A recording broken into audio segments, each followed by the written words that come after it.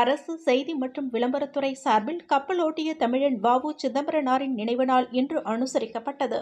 நினைவு நாளையொட்டி புதுச்சேரி சட்டப்பேரவை எதிரே உள்ள அவரது திருவுருவச் சிலைக்கு அரசு சார்பில் சபாநாயகர் செல்வம், அமைச்சர் லட்சுமி நாராயணன், அரசு கொறடா ஆறுமுகம், சட்டமன்ற உறுப்பினர்கள் சாய் சரவணகுமார் மற்றும் லட்சுமிகாந்தன் ஆகியோர் மாலை அணிவித்து மரியாதை செலுத்தினர்.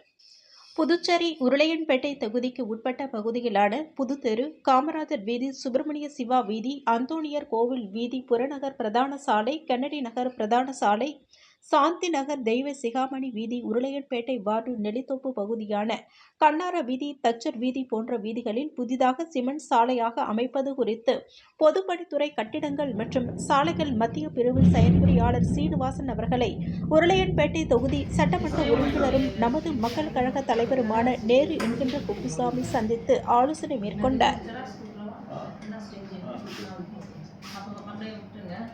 ராஜ்பவன் தொகுதியில் மழையால் பாதிக்கப்பட்ட மீனவ குடும்பங்களுக்கு முன்னாள் அமைச்சர் கண்ணனின் மகன் விக்னேஷ் கண்ணன் தலைமையில் அவரது ஆதரவாளர்கள் பகல் மற்றும் இரவு உணவுகளை வீடு வீடாக சென்று வழங்கினர்.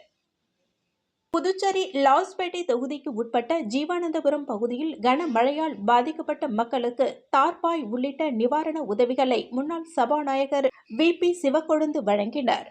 மத்திய அரசின் சமூக நீதி மற்றும் அதிகாரமளித்தல் துறையின் சார்பில் நஷா முக்த் பாரத் அபியான் திட்டத்தின் கீழ் போதைப்பொருள் இல்லாத இந்தியாவிற்கான பிரச்சாரம் என்ற போதைப்பொருள் பயன்பாட்டிற்கு எதிரான விழிப்புணர்வு உறுதிமொழியினை தலைமை செயலர் டாக்டர் சரத் சௌஹான் வாசிக்க தலைமை செயலக ஊழியர்கள் அனைவரும் ஏற்றுக்கொண்டனர். புதுவை மாநில ரஜினி ரசிகர் மன்ற தலைவர் எஸ்.எம்.எஸ். ஸ்ரீதர் அவர்கள் அமைச்சர் ஜான்குமார் தலைமையில் ஜோஸ் சார்லஸ் மார்டின் அவர்களை சந்தித்தார்.